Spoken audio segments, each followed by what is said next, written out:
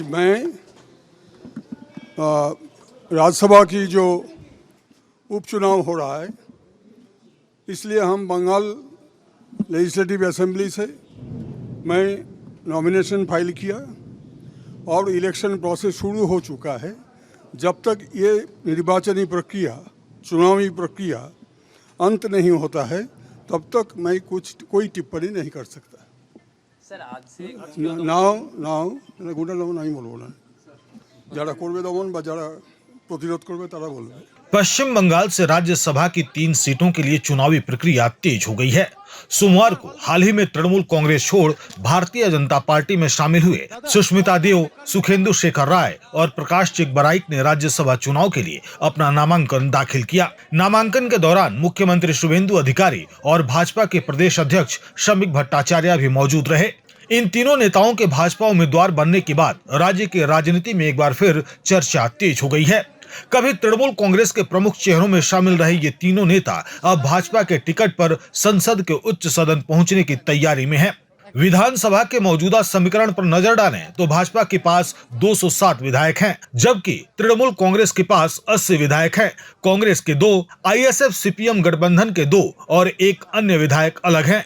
राज्यसभा चुनाव के लिए प्रत्येक उम्मीदवार को जीत के लिए 147 वोटों की आवश्यकता है। ऐसे में भाजपा के पास अपने तीनों उम्मीदवारों को आसानी से जिताने के लिए पर्याप्त संख्या बल मौजूद है। राजनीतिक विश्लेषकों का मानना है कि यदि कोई अप्रत्याशित घटनाक्रम नहीं होता तो तीनों उम्मीदवारों की जीत लगभग तय मानी जा रही है। चुनाव कार्यक्रम के दौरान मंगलवार को नामांकन पत्रों की जांच होगी। 17 जुलाई को दोपहर 3 बजे तक नाम वापस लेने की अंतिम तिथि है। इसके बाद यदि कोई अन्य उम्मीदवार मैदान में रहता है तो इन उम्मीदवारों को निर्विरोध निर्वाचित घोषित किया जा सकता है। पूरी चुनावी प्रक्रिया विधानसभा सचिव और रिटर्निंग ऑफिसर सौमेंद्र नाथ दास के देखरेख में पूरी होगी। इस मौके पर मुख्यमंत्री शुभेंदु अधिकारी ने भाजपा के विस्तार और संगठन को मजबूत करने की बात दोहराई। वहीं प्रदेश अध्यक्ष श्रमिक भट्टाचार्य की मौजूदगी भी राजनीतिक रूप से महत्वपूर्ण मानी जा रही है। आपको बता दें कि भाजपा सरकार बनने के बाद श्रमिक भट्टाचार्य ने शुरुआत में कहा था कि तृणमूल कांग्रेस के नेताओं के लिए भाजपा के दरवाजे बंद हैं। हालांकि बाद में उन्होंने अपना रुख स्पष्ट करते हुए कहा था कि टीएमसी में रहते हुए जिन नेताओं पर भ्रष्टाचार के आरोप नहीं है और जो जनता के लिए काम करना चाहते हैं, उनके लिए भाजपा के दरवाजे खुले हैं। इसी नीति के तहत सुखेंदु शेखर राय और प्रकाश चिकबराइक को पार्टी में शामिल कराया गया। अब सभी की नजर राज्यसभा चुनाव की औपचारिक प्रक्रिया पर है, लेकिन मौजूदा संख्या बल को देखते हुए भाजपा के तीनों उम्मीदवारों का राज्यसभा पहुंचना लगभग तय माना जा रहा है।